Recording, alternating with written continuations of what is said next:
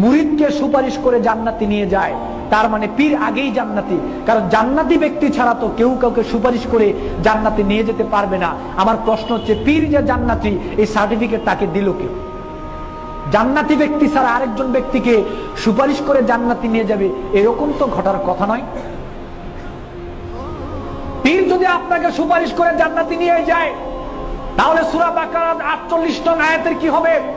আল্লাহ রাব্বুল আলামিন বলেছেন, ওয়াত্তাকু ইয়াওমান লা তাজজি নাফসুন আন নাফসিন শাইআ ওয়ালা ইউকবালু মিনহা শাফাআতু ওয়ালা ইউখাযু মিনহা আদলু ওয়ালা হুম ইনসারুন। আল্লাহ রাব্বুল আলামিন বলেন, সেই দিনকে ভয় করো যেদিন কেউ কারো কোনো কাজেই আসবে না, কারো পক্ষ থেকে সুপারিশ গ্রহণ করা হবে না, শাফায়াত গ্রহণ করা হবে না, সহযোগিতা নেওয়া হবে না, সাহায্য নেওয়া হবে না, এবং ওই দিন আল্লাহ ছাড়া তোমাদের জন্য কোনো সাহায্যকারীও থাকবে না। ওই দিনকে তোমরা ভয় করো। কেমন দিন?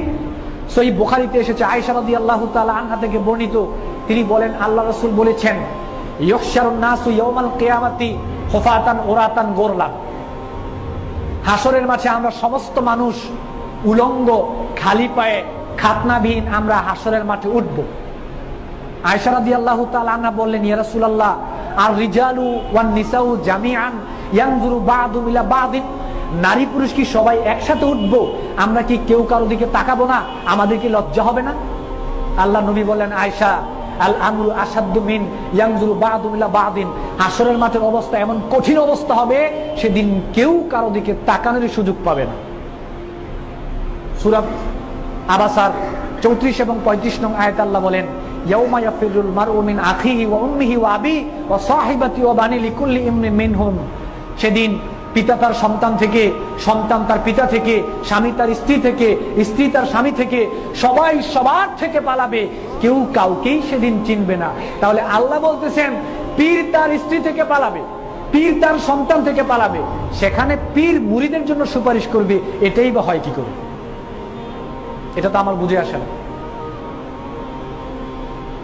সহিহ মুসলিমে এসেছে, আল্লাহ নবী বলেছেন, ইয়া ফাতেমা আনকিজি নাফসাকি মিনান নার ফাইন্নী লা আমলিকু লাকুম মিনাল্লাহি শাইআ। হে ফাতেমা, তুমি আমার মেয়ে, এতে আসে যায় না। তুমি আমার মেয়ে, অনেক আদরের মেয়ে, এতে আসে যায় না। পরকালে জাহান্নাম থেকে বাঁচার জন্য তুমি তোমার নিজেকেই দিয়ে চেষ্টা করো, নিজের আমল দিয়ে চেষ্টা করো জাহান্নাম থেকে বাঁচার। আমি নবী হিসেবে, আমি তোমার পিতা হিসেবে পরকালে আমি তোমার উপকার করতে পারবো না। নবী তার মেয়েরই উপকার করতে পারবে না, তো পীর আপনার উপকার করবে।